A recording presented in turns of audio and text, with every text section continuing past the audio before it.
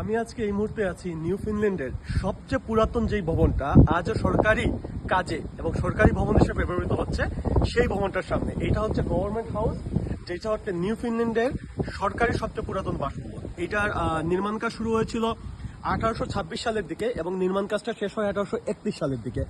যখন বলতে গেলে নিউ ফিনল্যান্ড ব্রিটিশ শাসনের অংশ ছিল, উপনিবেশের অংশ ছিল, তখন থেকে এটা গভর্নমেন্ট হাউস হিসাবে ব্যবহৃত হতো। কিন্তু 1949 সালে যখন নিউ ফিনল্যান্ড কানাডার অংশ হয়, এর পরবর্তীতে এটা কানাডার গভর্নমেন্টের সরকারি বাসভবন হিসাবে, বিশেষ করে নিউ ফিনল্যান্ডের গভর্নমেন্টের সরকারি বাসভবন হিসাবে ব্যবহৃত হয়ে আসছে।